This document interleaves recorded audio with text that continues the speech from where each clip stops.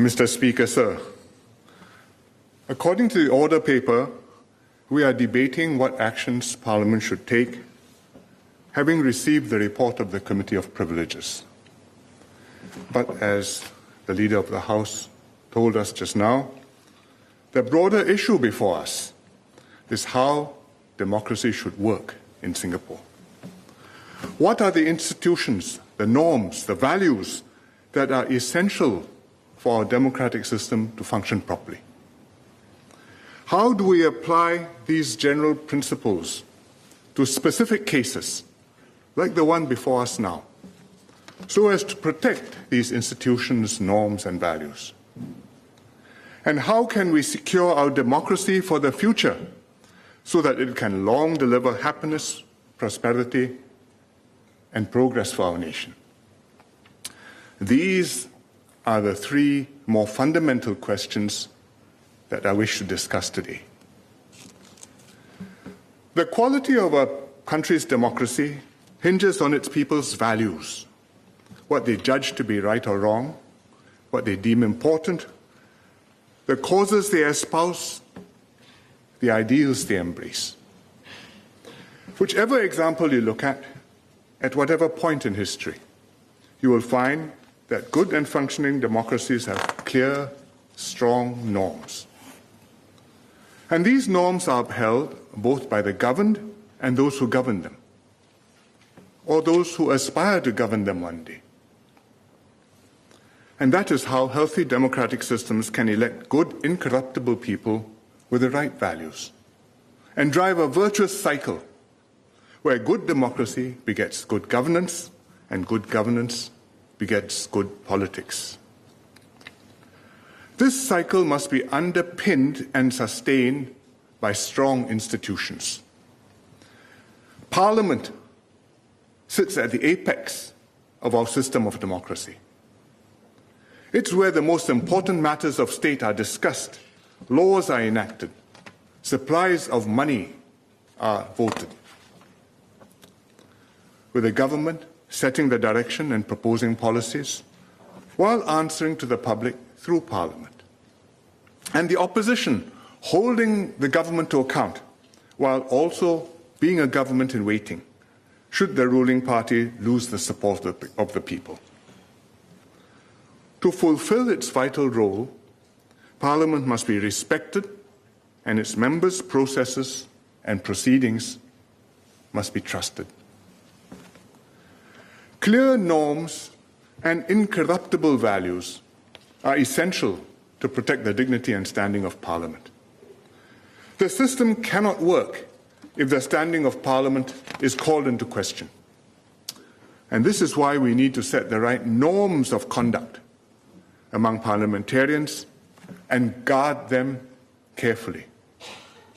Tell the truth always and do the right thing by Singapore, even when it is hard or awkward. In fact, especially when it's hard or awkward. And if something goes wrong or something wrong has been done, own up and take responsibility. Do not hide, dodge, or spin further lies to obfuscate and cover up the original fib. The right norms can only be upheld by people with the right values, because norms are not merely social conventions that people comply with for appearance's sake. They have to be expressions of internal values that people believe in and hold dear. MPs must be people with integrity at their core, who speak and act in an upright manner, always putting duty before self and country before party.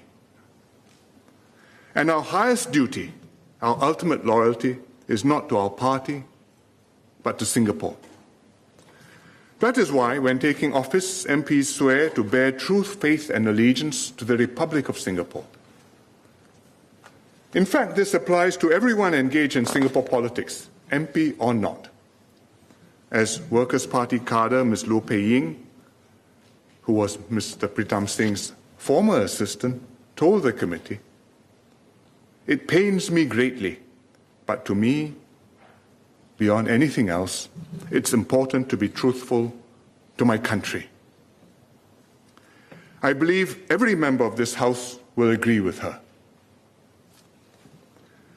Our democratic system also depends on the people of Singapore, voters endorsing, insisting on, and backing the same norms and values, so that they can discern for themselves, as Ms. Loh did, when something is wrong, and hold accountable those in power or aspiring to power when their actions fall short of these high standards. That is how a democracy can function properly. Inculcating voters and their leaders with the right values is the work of decades. It takes unremitting effort and passion, and it doesn't always succeed. Most countries are founded and start off on the basis of high ideals and noble values. But more often than not, beyond the founding leaders and the pioneer generation, over decades and generations, gradually things change. Things start off with passionate intensity. The leaders who fought for and won independence are often exceptional individuals of great courage, immense culture, and outstanding ability. They came through the crucible of fire and emerged as leaders of men and nations. They are the David Ben-Gurions, the Jawaharlal Nehrus, and we have our own too. Imbued with enormous personal prestige, they strive to meet the high expectations of their peoples, to build a brave new world and shape a new future for their peoples and for their countries. But beyond that initial fervor, succeeding generations often find it hard to sustain this momentum and drive. They start out as healthy democracies with idealism and zeal, but over time, the tone of the society changes. All too easily, a slip here, a blind eye there, a fudge, a trim, and gradually things go downhill. The texture of politics changes. Respect for politicians declines. After a while, the electorate comes to think, this is the norm and you cannot expect better. And so, standards get debased, trust is eroded, and the country declines further. Many political systems today would be quite unrecognizable to their founding leaders. Ben-Gurion's Israel has morphed into one which can barely form a government, despite 4 general elections in 2 years. Meanwhile, a stream of senior politicians and officials in Israel face a litany of criminal charges. Some have gone to jail. While Nehru's India has become one where, according to media reports, almost half the MPs in the Lok Sabha have criminal charges pending against them, including charges of rape and murder. Though it is also said that many of these allegations are politically motivated. What is to prevent Singapore from going down the same road? Nothing. We are not intrinsically smarter or more virtuous than other countries. Modern Singapore does not come born with a fail-safe mechanism. Our founding fathers did their best to build strong foundations and institutions. Even after the Barisan Socialists, which was then the main opposition party, decided to vacate its seats in Parliament in 1966 and left the field entirely to the PAP, our founding fathers maintained our parliamentary democracy and multi-party system. As Mr. Lee Kuan Yew once explained, at that time, with the PAP completely dominant, he could have changed the constitution and made this a one-party state. But he deliberately chose not to, because he knew that without the need to contest and win elections, the governing party would over time become complacent and flabby, and that would be disastrous for Singapore. So the Founding Fathers took the more robust way. They kept politics contestable. They built up institutions, Parliament, the judiciary, the civil service, the police and armed forces, and later the elected president and the Council of Presidential Advisors. To enable Singapore to operate on a more resilient basis, not dependent on a few key people pulling all the levers, pushing all the buttons, making everything work. Still, to operate these institutions, you need good people, and they needed to recruit, train, and deploy ministers, MPs, judges, civil servants, experts in many fields. People of ability and commitment, with a sense of public service, and above all with honesty and integrity, whom Singaporeans could rely upon to do their duty, put Singapore first, and make this country succeed. And that is how the system we have today came to be. It is incumbent on all of us, each succeeding generation, to protect and build upon this system that we have inherited. And this requires us to uphold integrity, enforce rules and standards, apply the same rules equally to everyone, make sure nobody is above the law.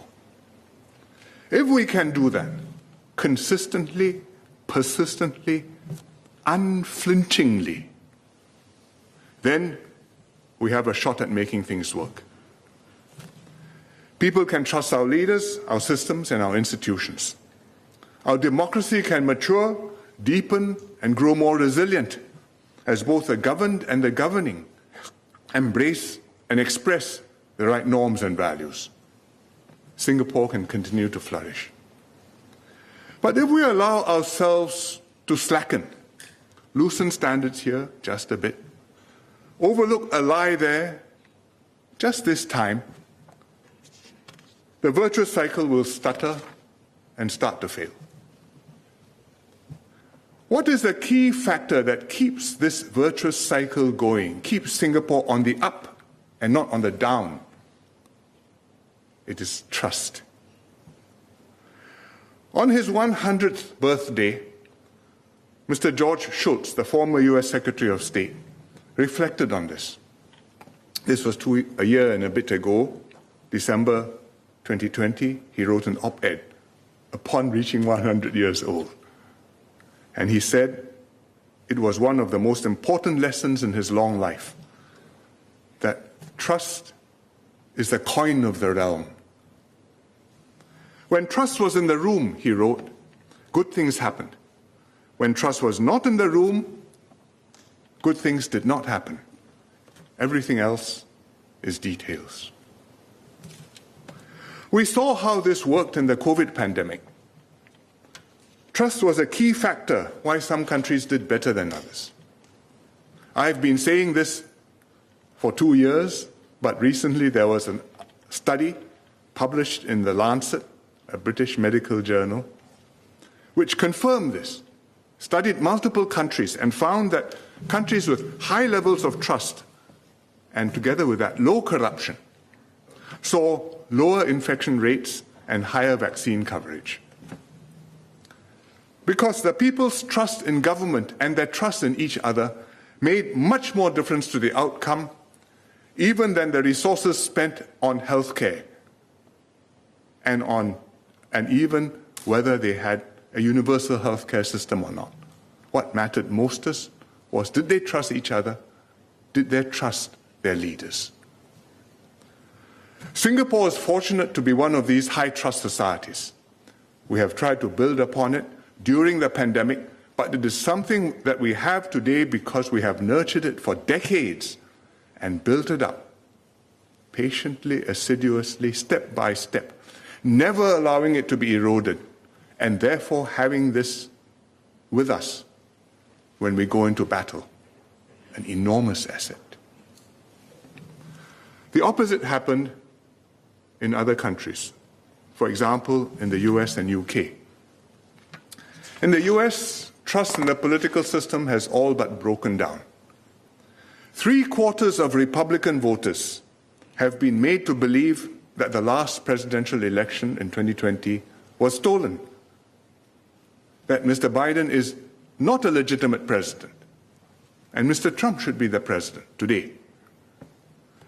Now, how do you uphold a system when a large segment of the population is convinced that the elected government is illegitimate?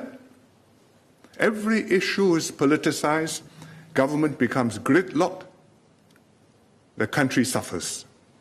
And that's a key reason why many Americans refuse to be vaccinated or to wear masks, why they revolt against measures to keep themselves safe, and why they have suffered so many COVID-19 deaths. Or look at the ongoing uproar in Britain about the Partygate scandal in Westminster, the mother of parliaments, no less. The scandal has been attributed to failures of leadership and judgment in an official government report. By ignoring its own rules, the current UK government has caused a severe breakdown of trust and lost credibility in its COVID-19 controls.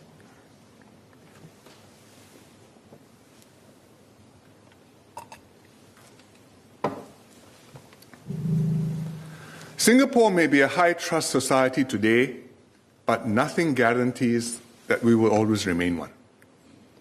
It's essential that we steadfastly maintain our high standards, ensure that we have leaders who embody the right values, call out wrongs when wrongs are done, mete out punishment when punishment is due, preserve the sanctity of our institutions, never take the public trust for granted, and never allow lies, half-truths, and falsehoods to become the accepted norm in politics. That is what is at stake as we deliberate Parliament's response to the COP report, to the Committee of Privileges report. Ms. Raisa Khan lied in Parliament, twice on August the 3rd last year, and a third time when questioned 2 months later on October the 4th. Subsequently, she admitted to lying to Parliament. To deal with this breach of parliamentary privilege, we convened the Committee of Privileges. Ms. Khan was called up, as were other witnesses. The committee deliberated extensively before reaching a reasoned conclusion that Ms. Khan was guilty and should be fined for each occasion she lied. I hope all members can agree with these findings and the penalty to be imposed on Ms. Khan. But in the process of the committee's deliberations, two other significant issues arose. The committee has drawn them to Parliament's attention and suggested to Parliament how to deal with them. First, whether the three Workers' Party leaders, Mr. Pritam Singh, Mr. Faisal Mana, and Ms. Sylvia Lim, had instructed Ms. Khan to continue with her lie in Parliament. If they did, this is surely as serious or more serious a misconduct as Ms. Khan speaking an untruth in Parliament. Parliament will need to deal with this, but only after we've cleared the second, even graver matter. And this graver matter is, as the leader explained, whether, after having taken solemn oaths to tell the truth, the three Workers' Party leaders told untruths to the Committee of Privileges in order to cover up their instructions to Ms. Khan to continue lying. It became clear to the COP that there were striking contradictions between what the three MPs claimed to the committee were their honourable intentions and the hard evidence of what they actually did or very often failed to do. And there were serious inconsistencies even between the accounts of the Workers' Party leaders. Being untruthful under oath is no small matter. It means lying despite solemnly affirming that you will tell the truth. In this case, not once, not twice, but repeatedly, over many hours of extensive questioning and on several days. The committee's assessment is that these untruths were not accidental or incidental errors, but deliberate, premeditated acts done with a definite intent to mislead and to deceive. They are not just breaches of parliamentary privilege, but if proven in court, they amount to perjury, lying under oath. And perjury is a serious criminal offense. So there are two distinct problems. One, whether the three MPs instructed Ms. Khan to lie, and two, whether the three MPs themselves lied under oath. Both, if established, reflect very badly on the Workers' Party leaders, and in particular, on the leader of the opposition. Both issues, if not dealt with properly, will dishonor Parliament and bring this august institution into disrepute. Some ask, wasn't Ms. Raisa Khan the one who lied? Why are the Workers' Party leaders being treated more harshly? As the leader of the House noted just now, if the committee is right, and then Mr. Singh and his fellow Workers' Party leaders themselves lied and presented untruths to the committee. They lied under oath to protect themselves, to cover up their role, and to push the blame solely onto Ms. Khan, claiming that she and other witnesses, like Ms. Lowe, had lied to the committee. This is indeed more serious than what Ms. Khan did, if it is so. By lying under oath, they sought to frustrate the committee process. They displayed the same kind of misconduct that the committee was set up to address. They betrayed the trust reposed in them as MPs, and not least Mr. Pritam Singh, the leader of the opposition. And this, I hope members appreciate, if true, is a very grave matter. So, members must decide what Parliament will now do about this. Can we pretend nothing happened? Or if that's too much to stomach, given the strong evidence laid out by the committee, perhaps we lower our standards just a little. Note that untruths were told, but argue that it was, after all, not so serious a lie, and no harm was done. If we do either of these things, we too would become complicit in dishonoring and demeaning Parliament. We must take the transgression seriously and act on it. And I'm glad that's a conclusion the committee has come to and recommended to the House. What alternative choices did the committee have? It could have recommended to Parliament to administer a token slap on the wrist. But that would show that we were taking a very serious matter rather lightly. Worse, by lowering our norms, we would be telling Singaporeans that it's really not so bad for elected leaders to lie. Alternatively, the committee could have recommended that Parliament itself metes out an appropriately heavy penalty. This is something that Parliament has the power to do. But had the committee recommended that, and Parliament decided on the penalty itself, the opposition would surely have cried foul and accused the PAP of using its majority to persecute the opposition. In fact, they're already insinuating this as a smokescreen to obscure the real issue, that the Workers' Party had lied while under solemn oath. I believe, therefore, that what the committee recommends is the best way forward. Since the criminal offence appears to have been committed, let Parliament refer the matter to the public prosecutor. Let the public prosecutor consider the evidence afresh. Let the system work.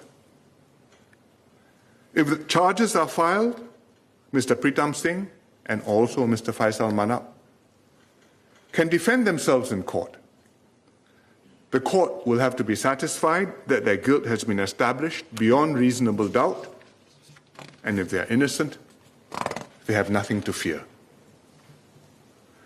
I commend this course of action to the House, and if I were Mr. Singh, I would vote in favor of both motions.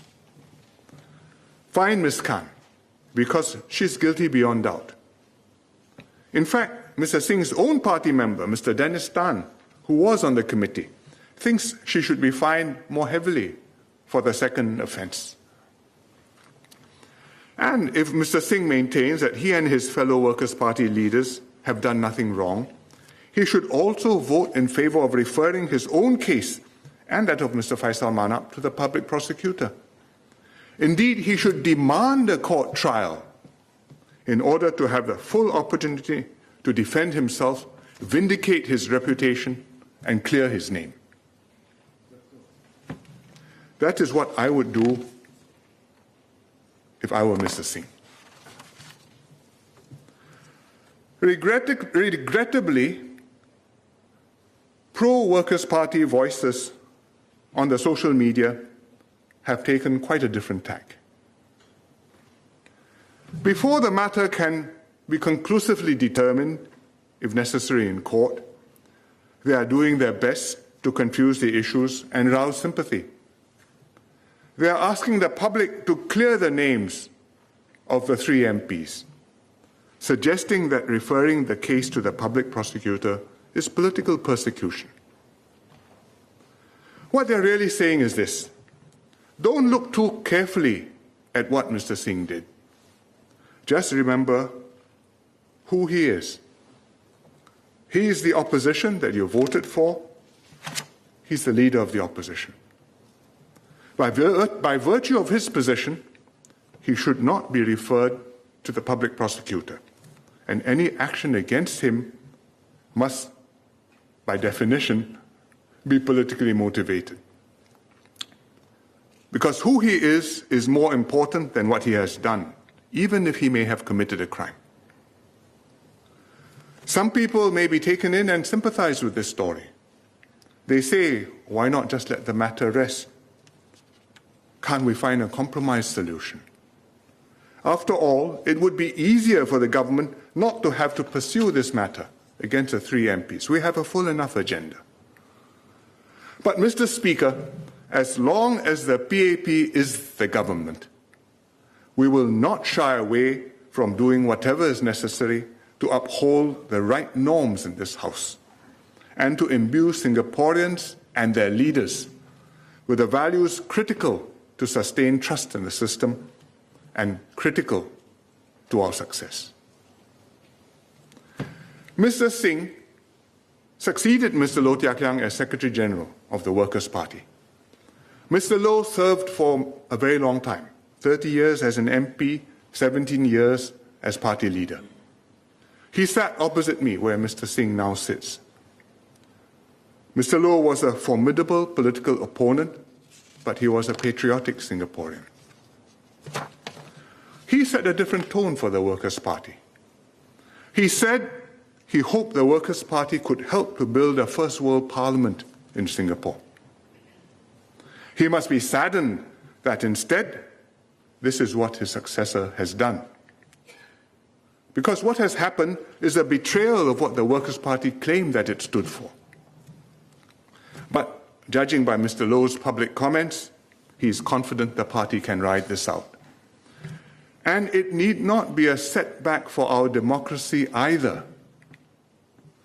Provided we hold Mr. Singh and his colleagues accountable for dishonoring the standards of this House and also for possibly breaking the law.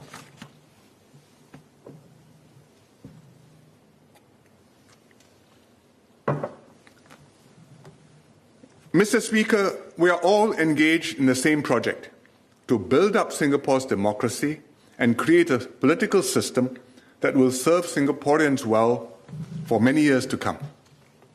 And to do that, we must uphold the right norms and reinforce the right values. I know Singaporeans want to see more political contestation, and I accept that. I expect that this is the way Singapore will go in the longer term. That's how every parliamentary democracy evolves. And it was precisely because I recognized this that on election night in 2020, after the Workers' Party won a second GRC in Sengkang, I offered to make Mr. Singh the leader of the opposition and equip him with the resources and support to play this role. That is the way a responsible government can help a credible, responsible opposition to emerge and contribute to the maturing of our political system. But the office of the leader of the opposition carries certain responsibilities, setting the tone for opposition MPs, enforcing standards of conduct on his own party, and above all, maintaining his own integrity and keeping himself beyond reproach. The leader of the opposition does not have a blank check. Mr. Speaker, integrity is the linchpin of democracy. The stakes of today's debate might have been lower if the opposition were a negligible presence, as they were from 1966 until the 1980s. The PAP was overwhelmingly dominant. The public generally had low expectations of opposition parties and politicians. The tone of the country and its governance was set by the PAP and the high standards that the PAP imposed on itself. But with Singapore heading towards a more contested landscape, the competence and honesty of the opposition is no longer an inconsequential matter. The question of what are the right values and how should we uphold them becomes of fundamental importance for both the opposition and the governing party. Every election henceforth will be about who wins the mandate to run this country. If the system is working properly, the governing party will be re-elected, so long as it remains honest, competent, and trusted. If the governing party falls short, and Singaporeans come to deem an opposition party more honest and incorruptible, more competent and more trustworthy, then the governing party should be voted out and that opposition party should be voted in to form the next government. We cannot assume that the PAP will always continue in government, nor can we assume that the Workers' Party or some other opposition party or any other opposition party will always stay in the opposition. I do not know when or how there will be a change of governing party in Singapore one day. My job as party leader is to make sure the PAP governs well to the best of its ability so that it retains the mandate of the people for as many elections as possible. But my duty as the leader of the country is also to maximize the chances that whichever party wins future elections, it will uphold and be held to the same high standards of proper conduct and honesty as the PAP, so that our democratic system can continue to operate properly, whichever party is in charge, and won't go down the drain. Because a small island city-state like Singapore, the only one in the world like this, needs a strong, effective, and good government, whoever leads it. With our lives and future at stake, everyone participating in the system must be held to the same standards. There can be no excuses, no double standards, and no pardoning of inexcusable behavior, just because the offending party portrays itself as the underdog. Mr. John Major, the former British Prime Minister, recently made a speech, triggered by Partygate, I'm sure, lamenting the state of British politics today. It was a cri de coeur, a cry from the heart. Let me read you a few excerpts. There has been cynicism about politics from the dawn of time. We are told that politicians are all the same. And this untruth conditions electors to condone lies as though they were the accepted currency of public life. But politicians are not all the same, and lies are just not acceptable.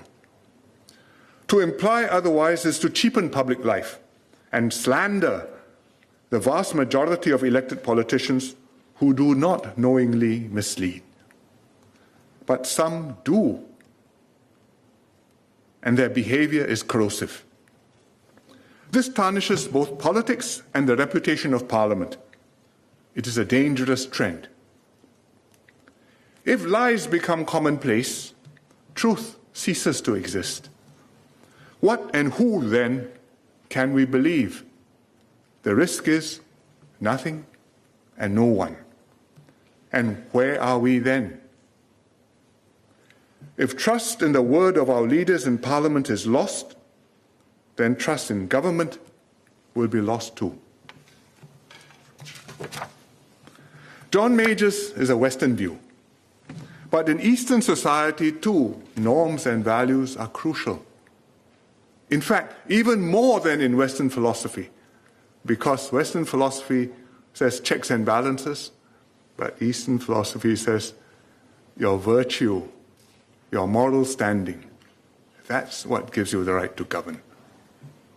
In Confucian thought, there are 4 social guidelines, the 四维, that hold a state together: rituals, righteousness, probity, and shame. 礼义廉耻. Probity, or desisting from corruption, is about upright behavior. It is a norm that can be enforced using laws. But shame, a reaction to wrongdoing, is a moral disposition. It's about one's own sense of right and wrong, whether we know we have done the right thing or we know we have fallen short, even when nobody said so. That has to come from within ourselves, from our own values, our own consciences. Absent that sense of shame, people may comply with laws for fear of punishment, but they will lack the moral compass to do the right thing simply because it is the right thing to do, and to take responsibility when they've fallen short of the standards expected of them. What I personally find most disappointing in the Workers' Party narrative and in their response, including in this House today, is the complete absence of any admission that the 3 MPs have done anything wrong. There is no contrition. Whether from the Western or the Eastern view, if lack of shame becomes a public norm, our political system will break down progressively and irreversibly. Mr. Speaker, sir, whether you take a Western or an Eastern view, if lack of shame becomes the public norm, our political system will break down progressively and irreversibly. The public will mistrust not only individual leaders or particular political parties, but the whole political system. And this has happened too often elsewhere.